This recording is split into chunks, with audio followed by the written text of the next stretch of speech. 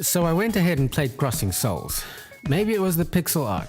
Maybe it was the 4 seemingly class-based characters. Maybe it was the 80s theme. So don't get me wrong, it wasn't bad. I think it just wasn't what I was expecting. Anyway, here's the review.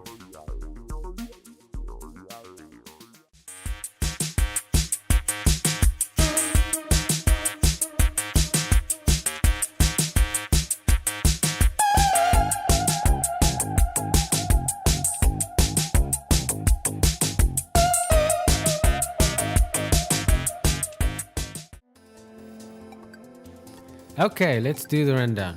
Crossing Souls was made by Foratic Games under Devolver Digital. It was released in February last year and well, you know what, let's just address my opening comment right now. Crossing Souls is a game that's less about the video game and more about the story it's trying to tell. The story of Crossing Souls has a rather serious tone, despite the whimsical art style. And despite well-intentioned game design, it ends up sacrificing many of the diverse mechanics it establishes at the beginning of the game fairly early on in favor of telling a great story.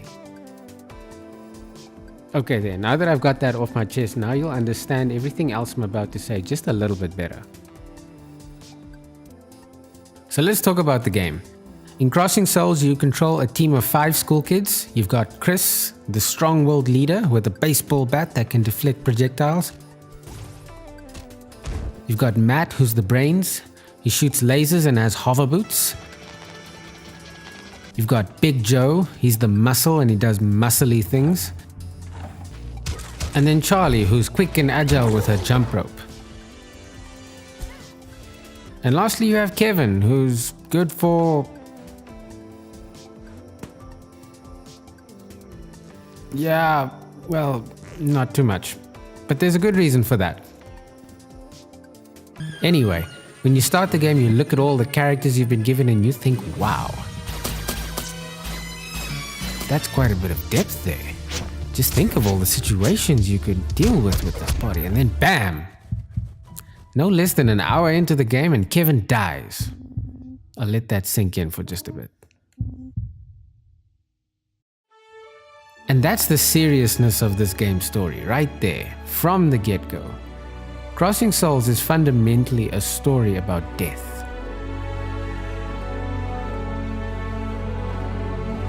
Without giving away too much, this game is about this group of kids on summer holiday who find a magical stone that allows them to see and interact with the souls of the dead.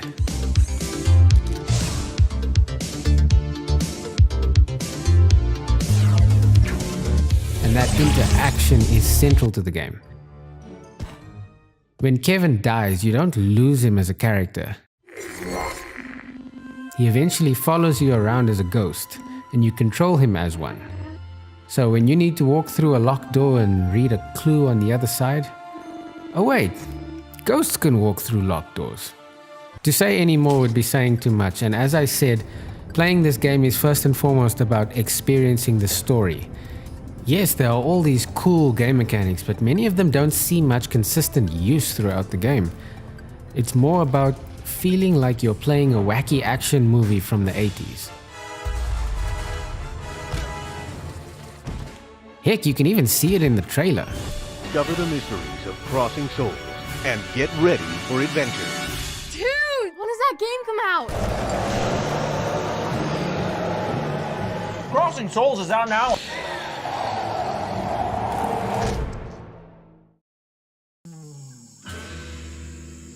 The art style and the music continue with the throwback theme, and I remember almost feeling a little confused at times with the stark contrast between the serious themes of the story and the upbeat and sometimes whimsical nature of the presentation. The combat experience is average. You have 4 very different characters, but most of the time I just ended up using the character that just happened to have the most health left at the time, and not so much the one that was tactically suited to the encounter. Only a few of the enemies have AI that make it preferable to use Matt as your character because they tend to keep their distance, but beyond that the choice doesn't really matter. Now normally I'd go on about that. Why would you give me a choice in the first place if it didn't matter? But again, this game is more about the story and less about the video game. I think they gave each character their own traits, movesets, styles, to give them an identity, because when they have an identity, they matter more in the story.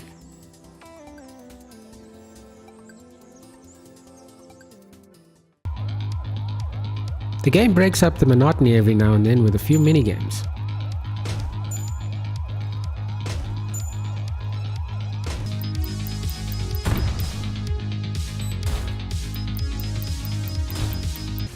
And many of the boss battles were quite memorable.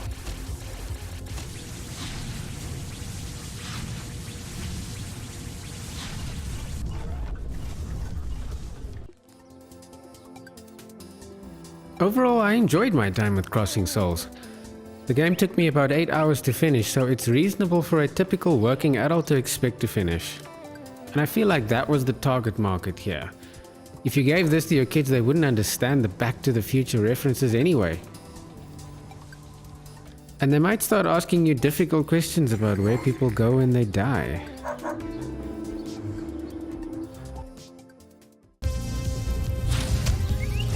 This game gets a serious recommendation from me. If you're an older gamer who remembers what the 80s were and who's looking for something they can take a little more slowly and enjoy the nostalgia, this is one to pick up.